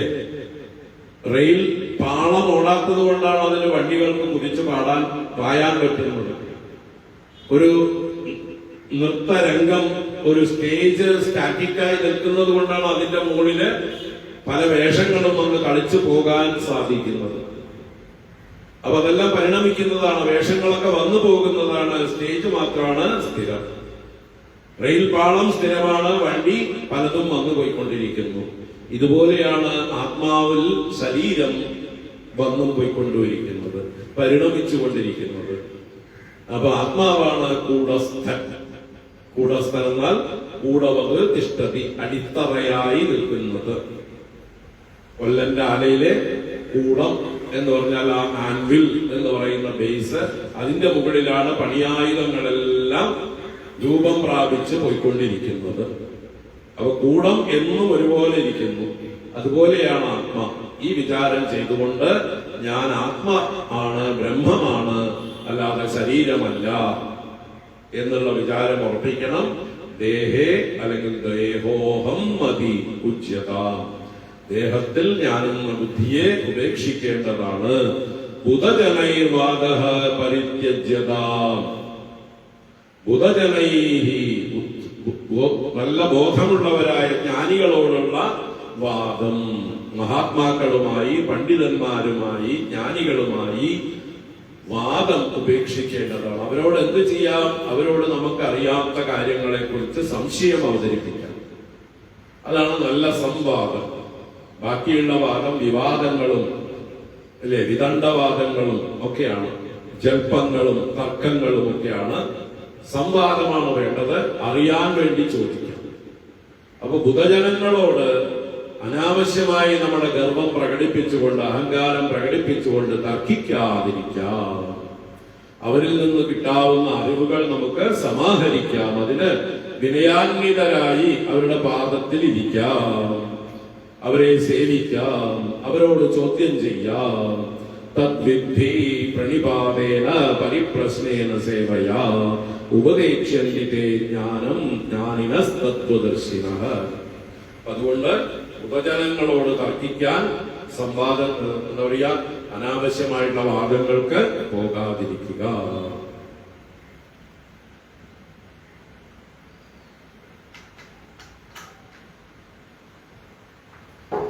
ചില ആൾക്കാര്, ചെറുപ്പക്കാര് കുറച്ച് കാര്യങ്ങളൊക്കെ അറിഞ്ഞു കഴിയുമ്പോഴേക്കും രക്തത്തിന്റെ തിളപ്പ് കൊണ്ട് എല്ലാം അറിഞ്ഞു, ഇനിയിപ്പോ എന്നേക്കാൾ വലിയവനായിട്ട് ആരുമില്ല എന്ന് വിചാരിച്ചുകൊണ്ട് വലിയ വലിയ മഹാത്മാക്കളെയൊക്കെ കുറ്റം പറയുന്ന ആളുകളുണ്ട്. എല്ലാ കാലത്തും ഉണ്ടാവുന്ന പോലെയുള്ള ആൾക്കാർ. അവരുടെ തെറ്റുകൾ തിരിച്ചറിയാൻ അവരിനി ഒരുപാട് വളരേണ്ടിയിരിക്കുന്നു എന്ന് പറയാം. അതുകൊണ്ട് അറിവുള്ളവരുടെ മുമ്പിൽ വിനയാന്വിതരാവുകയാണ് വേണ്ടത്. അനാവശ്യമായിട്ട് അവരോട് തർക്കിക്കാൻ പോകരുത്. ബുധജനൈർവാദ പരിത്യജ്യതാം. അടുത്ത ശ്ലോകം. ക്ഷുദ്വ്യാധിശ്ച ചികിത്സ്യതാം പ്രതിദിനം ഭിക്ഷൗഷധം ഭുജ്യതാം സ്വാദ്വന്നം നതു യാച്യതാം വിധിവശാത് പ്രാപ്തേന സന്തുഷ്യതാം ശീതോഷ്ണാദിവിഷഹ്യതാം നതു വൃഥാ വാക്യം സമുച്ചാര്യതാം ഔദാസീന്യമഭീപ്സ്യതാം ജനകൃപാ നൈഷ്ഠുര്യമുത്സൃജ്യതാം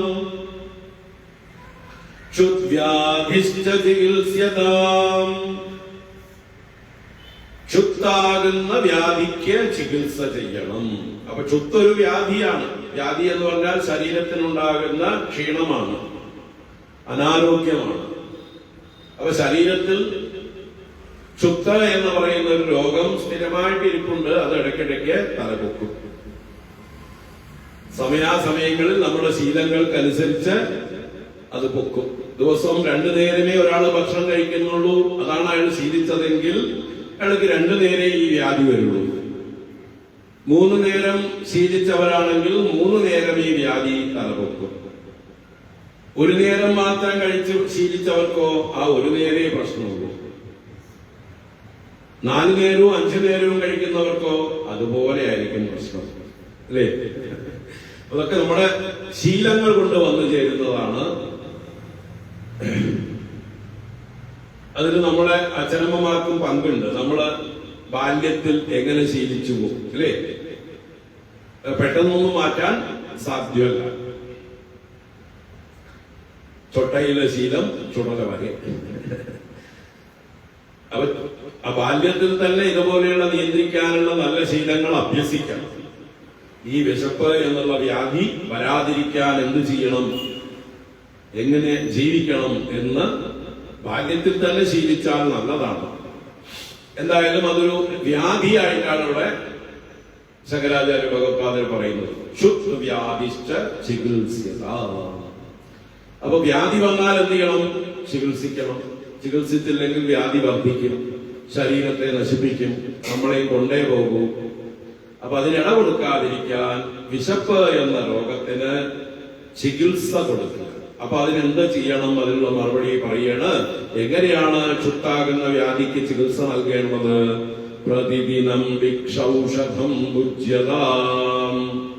പ്രതിദിനം ദിനം പ്രതി എന്നും ഭിക്ഷൗഷധം ഭുജ്യതാം. ഭിക്ഷയാകുന്ന ഔഷധത്തെ ഭുജിച്ചാലും. അപ്പൊ ഭിക്ഷ ഔഷധം പോലെ ഭുജിക്കാവൂ എന്നുകൂടി. നമ്മൾ മരുന്ന് വാരിക്കോരി കഴിക്കാറില്ലല്ലോ. അപ്പൊ അതുപോലെ വിശപ്പ് മാറ്റാൻ വേണ്ടി മാത്രം ഭക്ഷണം കഴിക്കുക. അത് ഔഷധമാണ് എന്നുള്ള ഭാവനയോടുകൂടി കഴിക്കുക. ഈ ശരീരത്തെ നിലനിർത്താനും ആരോഗ്യം നൽകാനും വേണ്ടിയാണ് ഞാൻ ഭക്ഷണം കഴിക്കുന്നത് എന്നുള്ള ബോധത്തോടുകൂടി ആവശ്യത്തിന് മാത്രം കഴിക്കുമ്പോൾ അത് ഔഷധമായി, മിതമായാൽ ഔഷധമായി. നല്ലത് മാത്രം കഴിച്ചാൽ പഥ്യമായി, അല്ലെ? വേണ്ടത് മാത്രം കഴിച്ചാൽ പഥ്യമായി. അപ്പൊ ഔഷധം പോലെ അത് ഭിക്ഷയായിട്ട്, ഭിക്ഷയാചിച്ച്. അപ്പൊ സന്യാസിമാരെന്താ ചെയ്യേണ്ടത്? ഭിക്ഷാടനം ചെയ്യുക. ഭിക്ഷ എന്ന് പറഞ്ഞാല് അത് ശരിക്കുള്ള അർത്ഥം എതിർച്ചയാ വന്നു ചേരുന്നതാണ്. അയാചികം അന്നം ഭിക്ഷ. യാചിക്കാതെ വന്നു ചേരുന്നതാണ് ഭിക്ഷ.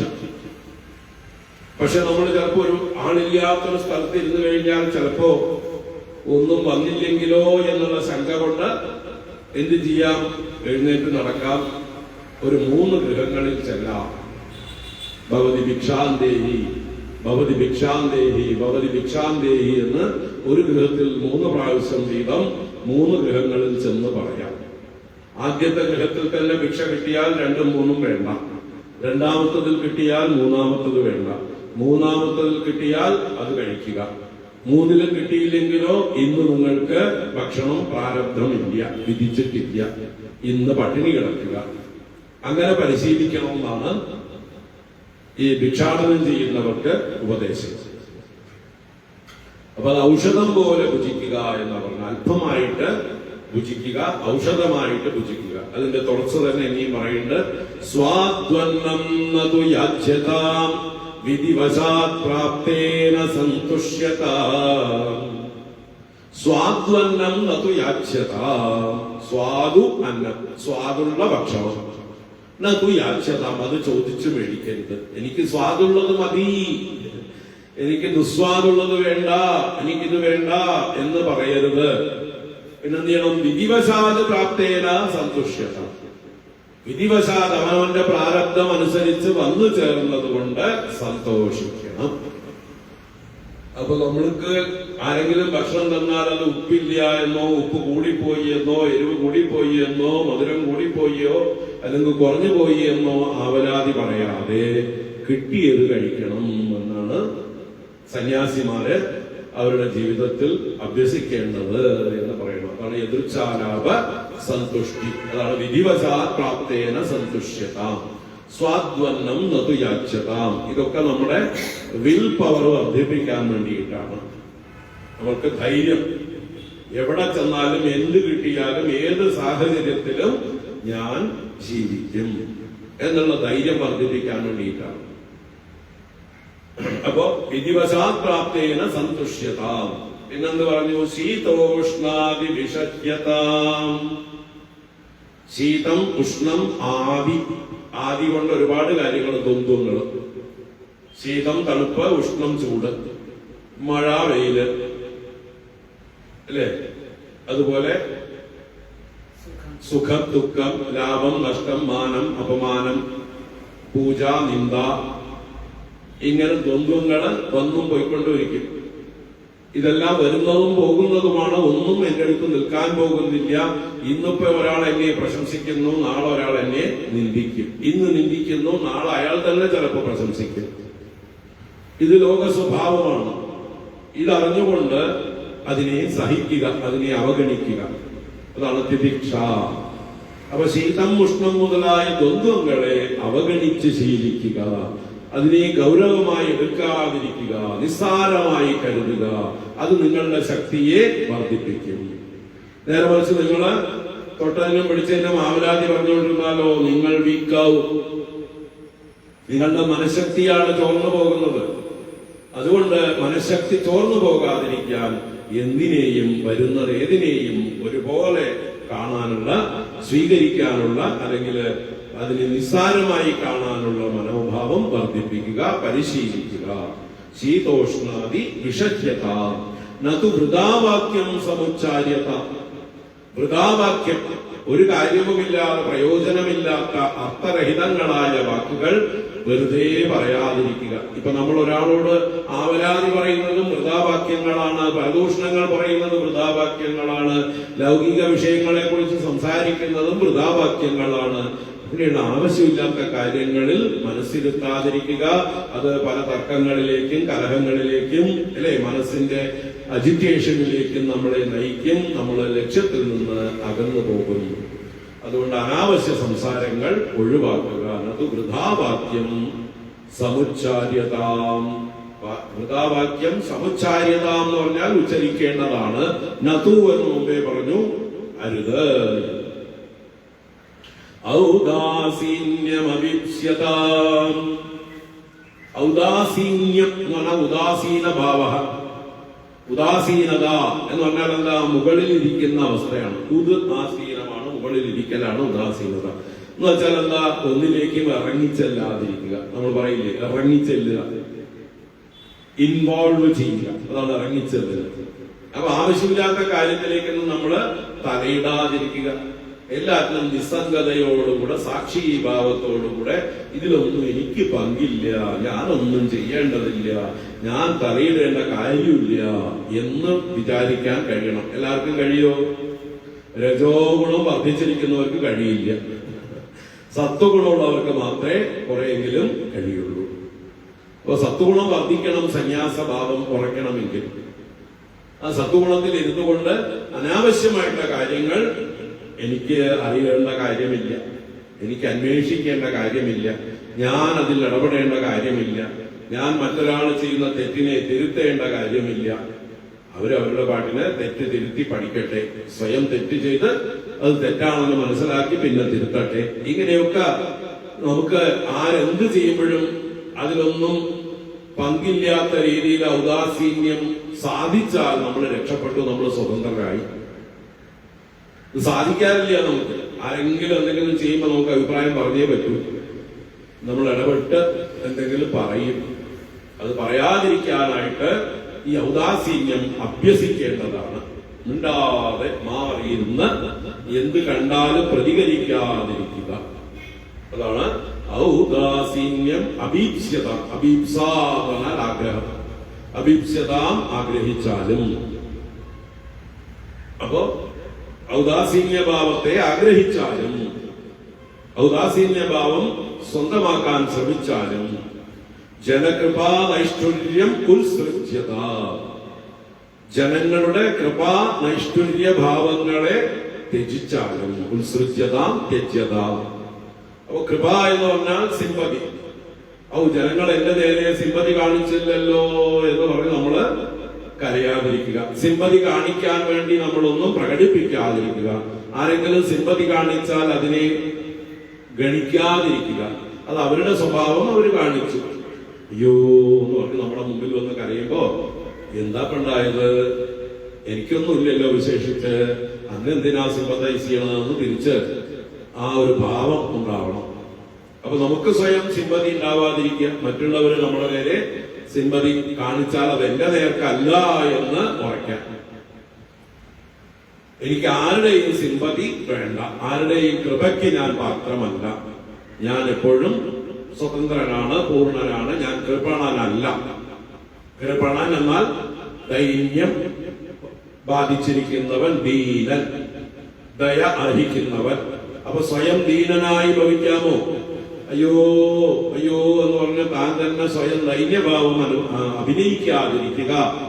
എന്തെല്ലാം ദൈന്യം വന്നാലും തന്നെ ഒന്നും ബാധിച്ചിട്ടില്ല. ഈ ദൈന്യമെല്ലാം തന്റെ ശരീര മനോബുദ്ധികൾക്കാണ്. തന്റെ ആത്മസ്വരൂപനായ തന്നെ ദൈന്യം ബാധിക്കാൻ സാധ്യമല്ല എന്നുള്ള ഉറപ്പിലിരിക്കുക.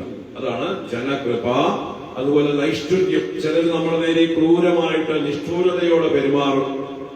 അതും ത്യജിക്കുക, അവഗണിക്കുക. അത് എന്നോടല്ല എന്നുള്ള മട്ടില് അതിനെ ത്യജിക്കാനായിട്ട് സാധിക്കണം. അപ്പൊ ആളുകൾ നമ്മളോട് കൃപയോടെയോ ക്രൂരതയോടെയോ പെരുമാറാം. അത് രണ്ടിനെയും അവഗണിക്കാനായിട്ട്, അതിനെ ത്യജിക്കാനായിട്ട് പരിശീലിക്കുക. ജനകൃപ നൈഷ്ഠുര്യമുത്സൃജ്യത. അടുത്ത ശ്ലോകം കൂടി വേഗം ഓടിക്കാം അല്ലെ. ഏകാന്തേ സുഖമാസ്യതാം പരപരേ ചേതസ്സമാധീയതാം പൂർണ്ണാത്മാ സുസമീക്ഷ്യതാം ജഗതിദം തദ്ബാധിതം ദൃശ്യതാം പ്രാക്കർമ്മ പ്രവിലാപ്യതാം ചിതിബലാന്നാപ്യുത്തരൈ സൃശ്യതാം പ്രാരബ്ധം പിഹ ഭുജ്യതാം അത പരബ്രഹ്മാത്മനാസ്തീയതാം.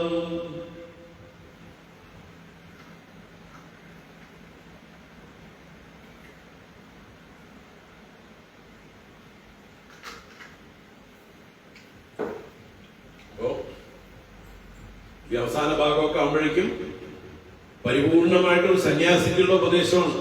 ആദ്യം ഗൃഹസ്ഥന ഉപദേശം തുടങ്ങി, പിന്നെ വാനപ്രസ്ഥനുള്ള ഉപദേശമായിരുന്നു. പിന്നീടുള്ള 3 ശ്ലോകങ്ങൾ സന്യാസിക്കുള്ള ഉപദേശമാണ്. അപ്പോ ഏകാന്തേ സുഖമാസ്യതാം, ഏകാന്തേ സുഖം ആസ്യതാം. ആസ്യതാം എന്ന് പറഞ്ഞാൽ ഇരുന്നാലും, ആസീനനാവുക എന്ന് പറഞ്ഞാൽ ഇരിക്കുന്നവനാവുക. അപ്പൊ ഏകാന്ത, ഏകാന്ത എന്ന് പറഞ്ഞാല് ഉപദ്രവരഹിതമായിട്ടുള്ള ദേശം എന്നർത്ഥം. ജന്തുക്കളുടെ ഉപദ്രവങ്ങള്, മനുഷ്യരുടെ ഉപദ്രവങ്ങള്, പ്രകൃതിയുടേതായിട്ടുള്ള ഉപദ്രവങ്ങള്, ഇതൊക്കെ കുറഞ്ഞിരിക്കുന്ന അല്ലെ. ഇപ്പൊ നല്ല ചൂടുള്ള ദേശത്ത് എന്ന് ഇരുന്നാലോ, അയ്യോ ചൂട് ചൂട് ചൂട് പറഞ്ഞുകൊണ്ടിരിക്കും. അതിനുള്ള പ്രതിവിധി ചെയ്തുകൊണ്ടിരിക്കണം വേണ്ടേ. അപ്പൊ നമുക്ക് സ്വസ്ഥതയുണ്ടോ? ഇല്ല. നല്ല തണുപ്പ് ദേശത്ത് ചെന്നാലും ഉണ്ട് ഉപദ്രവം. അപ്പൊ നിരുപദ്രവമായിട്ടുള്ള ദേശത്തിനെയാണ് ഇവിടെ ഏകാന്തം എന്ന് പറയുന്നത്. ആരുടെയും ശല്യമില്ലാത്ത, നമുക്ക് ഒറ്റയ്ക്ക് മനസ്സ് അന്തർമുഖമാക്കി ഇരിക്കാൻ കഴിയുന്ന സ്ഥാനം. മറ്റ് ജന്തുക്കൾ ഉപദ്രവിക്കാതെ, കൊതുകും ഈച്ചയും പ്രാണികളും പുഴുക്കളും നമ്മളെ കടിക്കാത്ത സ്ഥലം അല്ലെ. ഉറുമ്പ് പോലും നമ്മളെ ഉപദ്രവിക്കാത്ത ആ സ്ഥലത്തെ നമ്മൾ വൃത്തിയാക്കണം എന്നർത്ഥം. നമുക്ക് സുഖമായിരിക്കണമെങ്കിൽ ആ സ്ഥലം ശുദ്ധിയുള്ളതാണ്. ശുചൗ ദേശേ പ്രതിഷ്ഠാപ്യ സ്ഥിരമാസനം ആത്മനഃ എന്ന് ഗീതയിൽ ഭഗവാൻ പറയും. അപ്പൊ ശുചിയായ ദേശം, അവിടെയും മനുഷ്യ ആവാസം അധികമില്ലാതെ, ആരുടെയും അന്വേഷണങ്ങളും ഉപദ്രവങ്ങളും അധികമില്ലാത്ത ദേശത്ത്. കാരണം നമുക്ക് അന്തർമുഖരായിരിക്കാൻ തടസ്സം ഉണ്ടാവുന്നവരൊക്കെ, പുറത്തുനിന്നുള്ള തടസ്സങ്ങൾ, ബാഹ്യ തടസ്സങ്ങളില്ലാതെ എപ്പോഴും അന്തർമുഖരായിരിക്കാൻ സഹായിക്കുന്ന സ്ഥലമാണ് ഏകാന്ത സ്ഥാനങ്ങൾ. അപ്പൊ അങ്ങനെയുള്ള ഏകാന്ത സ്ഥാനങ്ങളിൽ സുഖം ആസ്യത, ഇത് തന്നെയാണ് സുഖമെന്ന് കരുതി ഇരിക്കൂ. പരതരേ ചേതഃ സമാധീയത.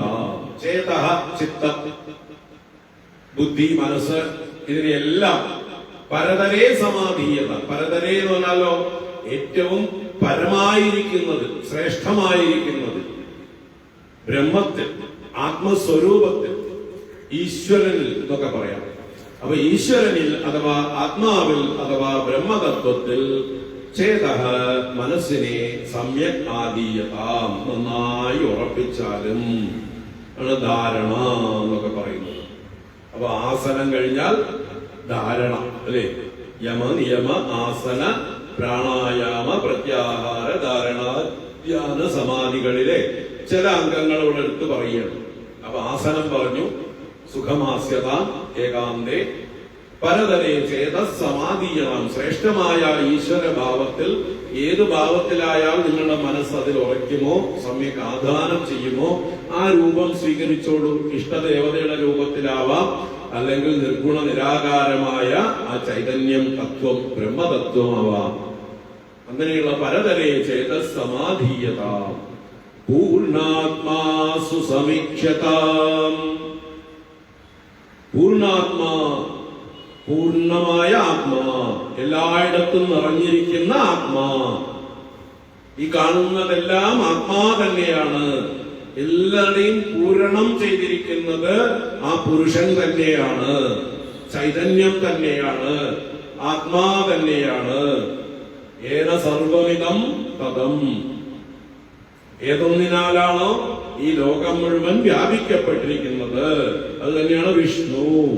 വിശ്വം വിഷ്ണു, വിശ്വം തന്നെ വിഷ്ണു. അപ്പൊ വിശ്വരൂപിയായ വിഷ്ണുവിനെ, പൂർണ്ണാത്മാവിനെ സുസമീക്ഷ്യത, സുഷ്ടുവായി സമ്യക്കായി ഈക്ഷ്യത, നന്നായി കാണുക. അപ്പൊ ദൃഷ്ടിം ജ്ഞാനമയം കൃത്വ പശ്യേ ബ്രഹ്മമയം ജഗത്. ഇപ്പൊ നമ്മൾ ജഗത്തിനെ കാണുന്നത് നാനാ നാമരൂപങ്ങളായിട്ടാണ്. അതാണ് നമ്മുടെ ഭ്രാന്തിക്കെല്ലാം കാരണം, നമ്മുടെ അസ്വസ്ഥതകൾക്ക്, എല്ലാ വിഷമങ്ങൾക്കും കാരണം ഈ നാനാ നാമരൂപങ്ങളെ നമ്മൾ സത്യമായി കാണുന്നതാണ്. അതിന് പകരം ഈ നാമരൂപങ്ങൾക്കൊക്കെ അസ്തിത്വം കൊടുക്കുന്ന വസ്തുവിനെ കാണുക. എല്ലാ സ്വർണ്ണാഭരണങ്ങളിലും സ്വർണം നിറഞ്ഞിരിക്കുന്നത് പോലെ, എല്ലാ മൺപാത്രങ്ങളിലും മണ്ണ് നിറഞ്ഞിരിക്കുന്നത് പോലെ, എല്ലാ തരംഗങ്ങളിലും ജലം വ്യാപിച്ചിരിക്കുന്നത് പോലെ, സകല ചരാചരങ്ങളിലും വ്യാപിച്ചിരിക്കുന്നത് ആത്മചൈതന്യമാണ്. എല്ലായിടത്തും പൂർണ്ണമായിരിക്കുന്നത് ആത്മാവാണ് എന്ന് ജ്ഞാനദൃഷ്ടി കൊണ്ട് കാണുക. സുസമീക്ഷ്യത. അത് സ്ഥൂല ദൃഷ്ടി കൊണ്ടല്ല കാണുക. ദൃഷ്ടിം ജ്ഞാനമയീം കൃത്വം, ജ്ഞാനമയമായ ദൃഷ്ടിയെ ചെയ്ത് പശ്യേ ബ്രഹ്മമയം ജഗത്, ഈ ജഗത്ത് ബ്രഹ്മമയമായി ദർശിക്കുക. അപ്പൊ അതിന് നിരന്തരമായ ശ്രവണ മനന നിധിധ്യാസനങ്ങൾ വേണം. അങ്ങനെ പൂർണ്ണാത്മാസു സമീക്ഷ്യതാം സർവാത്മഭാവം ഈശാവാസ്യമിതം സർവം സർവം ഖൽവിതം ബ്രഹ്മ പുരുഷ ഏവേദകം സർവം. ഈ മന്ത്രങ്ങളൊക്കെ അനുസന്ധാനം ചെയ്ത് എല്ലാം ഒരേ വസ്തുവാണെന്ന് ദർശിക്കുക. ഭേദഭാവന കൂടാതെ സമദൃഷ്ടിയോടുകൂടെ കാണുക. അതാണ് പൂർണ്ണാത്മാസു സമീക്ഷ്യതാം ജഗദിദം തദ്ബാധിതം ദൃശ്യതാം. ഇതം ജഗത്, ഈ ജഗത്ത് മുഴുവൻ തദ്ബാധിതം. തദ്ബാധിതം എന്ന് പറഞ്ഞാൽ അതിനാൽ നല്ലതുപോലെ ബാധിക്കപ്പെട്ടിരിക്കുന്നു. ബാധിക്കപ്പെട്ടിരിക്കുന്നു എന്നാൽ കീഴടക്കപ്പെട്ടിരിക്കുന്നു. എല്ലാ വസ്തുക്കളെയും ആര് കീഴടക്കിയിരിക്കണോ? ആ പൂർണ്ണാത്മാ. എങ്ങനെയാണോ ആഭരണങ്ങളെ സ്വർണം കീഴടക്കി ഭരിക്കുന്നത്, എങ്ങനെയാണോ മൺപാത്രങ്ങളെ മണ്ണ് കീഴടക്കി ഭരിക്കുന്നത്. നിങ്ങൾക്ക് മണ്ണിന്റെ ദൃഷ്ടി വരുന്നതോടുകൂടി കുടത്തിന്റെ ദൃഷ്ടി ബാധിക്കപ്പെടുന്നു. നിങ്ങൾക്ക് സ്വർണ്ണ ദൃഷ്ടി വർദ്ധിക്കുന്നതോടുകൂടി ആഭരണ ദൃഷ്ടി ബാധിക്കപ്പെടുന്നു. നിങ്ങൾക്ക് ഈ വസ്ത്രത്തിൽ നൂലിന്റെ ദൃഷ്ടി ഉറയ്ക്കുന്നതോടുകൂടി വസ്ത്രം അപ്രസക്തമാകുന്നു. ഓരോ തരംഗത്തിലും ജലദൃഷ്ടി ഉറയ്ക്കുന്നതോടുകൂടിയിട്ട് തരംഗഭാവം അപ്രസക്തമാകുന്നു. ഇതുപോലെ ഈ കാണുന്ന ലോകത്തിലെ നാനാ നാമരൂപങ്ങളൊക്കെ കാണുമ്പോഴും ഇതെല്ലാം consciousness in the form of a tree, അല്ലെ? Consciousness in the form of a mountain, consciousness in the form of a river, consciousness in the form of an animal, consciousness in the form of me, you, everything. അപ്പൊ ആ ചൈതന്യമാണ് ഈ കാണുന്നതെല്ലാമായിരിക്കുന്നത് എന്നുള്ള ദൃഷ്ടി മറ്റേ ദൃഷ്ടിയെ ബാധിക്കും. നാമരൂപാത്മക ദൃഷ്ടിയെ, അജ്ഞാന ദൃഷ്ടിയെ ബാധിക്കും. എന്നിട്ട് യഥാർത്ഥം കാണാറാവും. അതാണ് ജഗദിദം തദ്ബാധിതം ദൃശ്യതാം. ഇദം ജഗത് തേന ബാധിതം പൂർണ്ണാത്മനാ ബാധിതം ഇതി ദൃശ്യതാം. പ്രാകർമ്മ പ്രവിലാപ്യതാം. പ്രാകർമ്മ എന്ന് പറഞ്ഞാൽ മുമ്പ് ചെയ്ത കർമ്മങ്ങൾ, ആ കർമ്മത്തിന്റെ ഫലങ്ങൾ. അപ്പൊ സഞ്ചിത കർമ്മം, പ്രാരബ്ധ കർമ്മം മുതലായതൊക്കെ പ്രാകർമ്മങ്ങളാണ്. അതിനെ പ്രവിലാപ്യതാം, പ്രകർഷേണ വിലാപ്യതാം, നശിപ്പിക്കുക, വിലയിപ്പിക്കുക. ആത്മബോധം കൊണ്ട് ഈ കർമ്മങ്ങളൊന്നും എന്റേതല്ല എന്ന് ഡിസ്ഓൺ ചെയ്യുക. എത്രയോ സഞ്ചിത കർമ്മങ്ങൾ നമ്മുടെ അക്കൗണ്ടിൽ ഉണ്ടാവും. ആ അക്കൗണ്ട് എന്റേതല്ല എന്ന് നിങ്ങൾ എഴുതി കൊടുത്താലോ? അല്ലേ? നമ്മൾ ബാങ്കിലിട്ട് ഡെപ്പോസിറ്റുകളൊന്നും എന്റേതല്ല എന്ന് നമ്മൾ ബാങ്കിലേക്ക് കൊടുത്തു കഴിഞ്ഞാൽ അത് ബാങ്കിന് സ്വന്തം. ഏതെങ്കിലും നോമിനികളെ കൊടുത്താൽ നോമിനികൾക്ക് സ്വന്തം, എന്റേതല്ലാത്തത്. പറഞ്ഞത് പ്രാകർമ്മ പ്രവിലാപ്യത. നമ്മുടെ പ്രാരബ്ധ കർമ്മങ്ങളും സഞ്ചിത കർമ്മങ്ങളെയും നമ്മൾ എന്റേതല്ല എന്നുള്ള ഭാവത്തിൽ പുണ്യപാപങ്ങളൊന്നും എനിക്കില്ല. നമേ പുണ്യപാപോ. പുണ്യപാപങ്ങൾ ആത്മാവായിട്ട് എന്നിലില്ല, ജീവഭാവത്തിലാണുള്ളത്. ജീവഭാവം ഭ്രമമായിരുന്നു.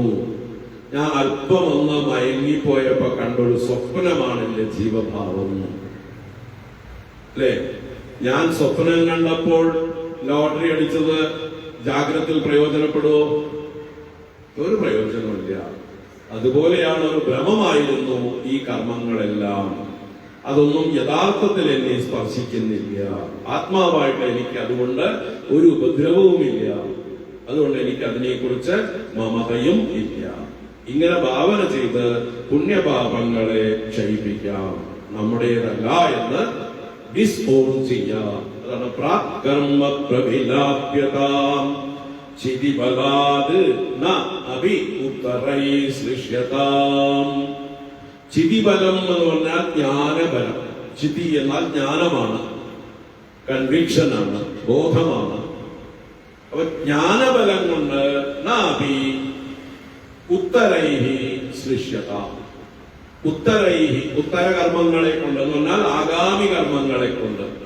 നമ്മൾ പ്രാരബ്ധം അനുഭവിക്കുമ്പോൾ സമ്പാദിക്കുന്നതാണ് ആഗാമി. അപ്പൊ ആഗാമി കർമ്മങ്ങളാൽ നാഭിശ്ലിഷ്യതാം ശ്ലേഷിക്കപ്പെടാതിരിക്കട്ടെ. ശ്ലേഷിക്കുക എന്ന് പറഞ്ഞാല് ആശ്ലേഷിക്കുക, നമ്മളെ ആലിംഗനം ചെയ്യുക, ബാധിക്കുക, ബന്ധിക്കുക എന്നൊക്കെ അർത്ഥം. ശ്ലേഷം ചെയ്യുക എന്നുള്ള മുറിക്കുക എന്നും അർത്ഥമുണ്ട്. നമ്മളാ ബാധിക്കപ്പെടാതിരിക്കട്ടെ, മുറിവേൽക്കാതിരിക്കട്ടെ. അപ്പോ ഭാവി കർമ്മങ്ങളാൽ ആഗാമി കർമ്മങ്ങളാൽ ബാധിക്കപ്പെടാതെയും ഇരിക്കട്ടെ. അത് എങ്ങനെ? ചിതിബലം കൊണ്ട്. ഞാൻ ഇപ്പൊ ചെയ്യുന്ന കർമ്മങ്ങളൊന്നും ഞാനല്ല ചെയ്യുന്നത്. ഇതിന്റെ ഫലം എനിക്ക് വേണ്ടേനും. ഈ ഉപാധികളാണ് കർമ്മം ചെയ്യുന്നത്, ആത്മാവായിട്ടുള്ള ഞാനല്ല. അതുകൊണ്ട് ഈ കർമ്മഫലങ്ങളുമായിട്ട് എനിക്ക് യാതൊരു ബന്ധവും ഇല്ല. ഇത് ഭാവന ചെയ്ത് ഉറപ്പിച്ച് ആ ചിതിബലം കൊണ്ട് ആഗാമി വാസനകളെ വർദ്ധിപ്പിക്കാതിരിക്കുക, ആഗാമി കർമ്മഫലങ്ങളെ അനുഭവിക്കാതിരിക്കുക. അതാണ് ചിതിബലാത് നാഭി ഉത്തരൈ സൃഷ്യതാം പ്രാരബ്ധം പിഹ ഭുജ്യതാം. ഇനി നമ്മുടെ ശരീരം നിലനിൽക്കുന്നത് എന്തുകൊണ്ടാണ്? നമ്മുടെ പ്രാരബ്ധ കർമ്മം കൊണ്ടാണ്. അപ്പൊ അത് വീഴുന്നു പോകുന്നത് വരയ്ക്കും എന്താണോ ആ പ്രാരബ്ധം നമുക്ക് കൊണ്ടുവന്നു തരുന്നത്, സുഖദുഃഖങ്ങൾ എന്താണെങ്കിലും അത് ഭുജ്യത, അനുഭവിച്ചാലും ഭുജിച്ചാലും. അപ്പോ ആയുസ് തീരുന്നത് വരെ എന്തൊക്കെ വരാനിരിക്കുന്നുവോ, ശരീരത്തിൽ രോഗാദികൾ വരാനുണ്ടോ, വരട്ടെ. ഇതൊന്നും മാറ്റാനായിട്ട് ഞാൻ പരിശ്രമിക്കുന്നില്ല, പ്രാർത്ഥിക്കുന്നു പോലും ഇല്ല. നമ്മുടെ മുകുന്ദമാലയിലെ കുലശേഖരാഴ്വാർ പറഞ്ഞ പോലെ എനിക്ക് ധർമ്മ അർത്ഥ കാമ മോക്ഷങ്ങളിൽ ഒന്നിലും താല്പര്യമില്ല. ഭഗവാന്റെ പാദങ്ങളിൽ മാത്രമേ ഭക്തി ഉണ്ടായാൽ മതി, വേറൊന്നും വേണ്ട. എന്താണോ എനിക്ക് അനുഭവിക്കാനുള്ളത് ഞാൻ ചെയ്ത പൂർവകർമ്മങ്ങൾക്കനുസരിച്ച് വന്നോട്ടെ.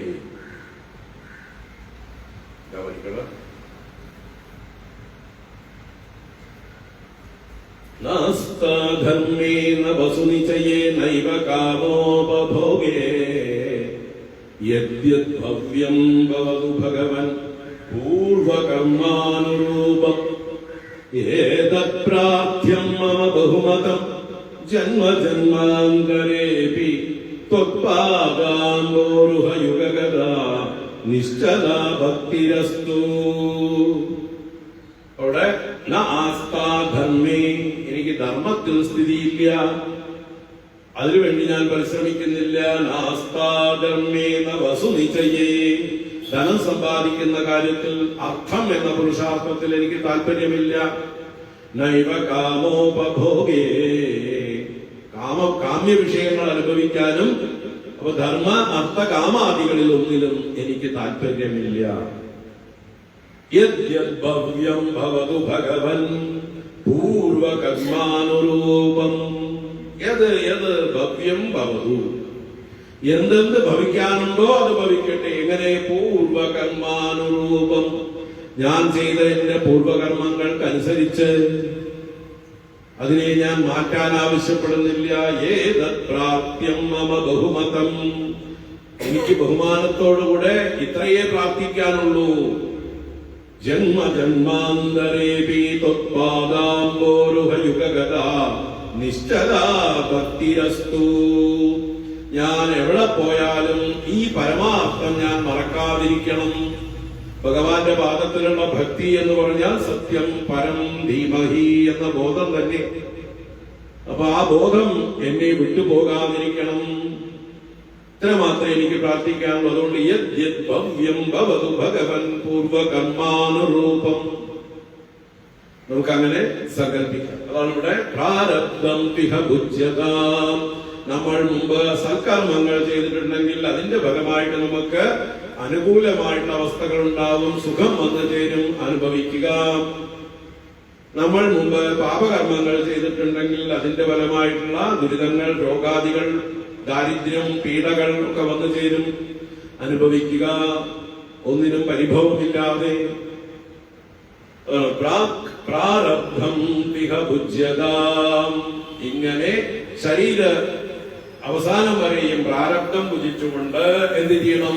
അത് പരബ്രഹ്മാത്മനാസ്തീയതാം. അനന്തരം പരബ്രഹ്മസ്വരൂപമായി സ്ഥിതി ചെയ്താലും. അതാണ് ബ്രഹ്മനിഷ്ഠ. ആ ബ്രഹ്മനിഷ്ഠയിൽ ഉറച്ചിരുന്നാലും ഞാൻ ബ്രഹ്മമാകുന്നു എന്ന ഭാവം ഉറച്ച് അനങ്ങാതിരിക്കുക, ഇളകാതിരിക്കുക. അതാണ് വേണ്ടത്. ഈ ഒരു ബോധത്തിന് ഇളക്കം വരുമ്പോഴാണ് ഞാൻ ദേഹമാണെന്നുള്ള ഭാവം വരിക. അപ്പൊ ഞാൻ പരിമിതനാണ്, ഞാൻ ദുഃഖിയാണ്, എനിക്ക് കുറവുകളുണ്ട്, കുറവുകൾ നികത്താനായിട്ട് എനിക്ക് പലതും വേണം, അതിനായിക്കൊണ്ട് ഞാൻ അധ്വാനിക്കണം. ഇങ്ങനെയുള്ള തോന്നലുകളൊക്കെ പൊങ്ങി വരും. പിന്നെ നെട്ടോട്ടം ആരംഭിക്കുകയായി, സംസാരം ആരംഭിക്കുകയായി. അപ്പൊ സംസാരത്തിലേക്ക് വീണ്ടും പതിക്കാതിരിക്കാൻ പരബ്രഹ്മാത്മന സ്ഥീയതാം, ഞാൻ പരബ്രഹ്മമാകുന്നു എന്ന ഭാവത്തിൽ ആത്മസ്വരൂപത്തിൽ സ്ഥിയതാം സ്ഥിതി ചെയ്താലും ഉറച്ചിരുന്നാലും. സ്ഥിതപ്രജ്ഞ ഭാവം, സ്ഥിതപ്രജ്ഞ ലക്ഷണം ഭഗവത്ഗീതയിലൊക്കെ പറഞ്ഞു തരും. ആ ഒരു ഭാവത്തില് ഉറച്ചിരിക്കുക. ഇങ്ങനെ സാധനാ പഞ്ചകം അഥവാ ഉപദേശ പഞ്ചകം സമ്പൂർണ്ണം. ഞങ്ങളൊന്ന് 3 ശ്ലോകങ്ങളും കവർ ചെയ്തു. അപ്പൊ ഗംഭീരമാണ്, ദിവസങ്ങളോളം പറയാനുള്ള വിഷയമാണ്. പക്ഷെ ഇന്ന് നമ്മള് അതൊന്ന് സംഗ്രഹിച്ച് അതിന്റെ വാച്യാർത്ഥം മാത്രം പറഞ്ഞുകൊണ്ട് അല്ലെങ്കിൽ ചുരുക്കി വ്യാഖ്യാനിച്ചുകൊണ്ട് നമ്മളത് സമർപ്പിച്ചു. നമുക്കൊരു സന്തോഷമുണ്ട്, സംതൃപ്തി നമുക്ക് സമർപ്പിക്കാം. ഇതി ആദിശങ്കര ഭഗവത്പാദകൃതം സാധനാ പഞ്ചകം സമ്പൂർണം. ഓം പൂർണ്ണമദഃ പൂർണ്ണമിദം പൂർണ്ണാത് പൂർണ്ണമുദച്യത്തെ പൂർണ്ണസ്യ പൂർണ്ണമാദായ പൂർണ്ണമേവാവശിഷ്യത്തെ. ഓം ശാന്തി ശാന്തി ശാന്തി. ഹരി ഓം ശ്രീ ഗുരുഭ്യോ നമഃ. ഹരി ഓം.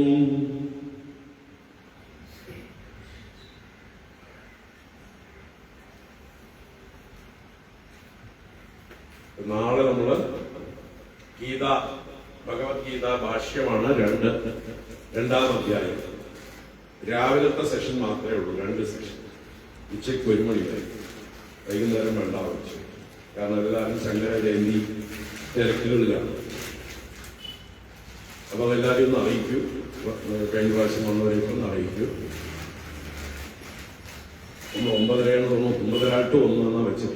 9:30 to 11, 11:30 to 1, 2 സെഷൻ. അത് സാറില്ല, അത് നമ്മുടെ ഇഷ്ടമുള്ള ഇടയിൽ അരമണിക്കൂർ ബ്രേക്ക്.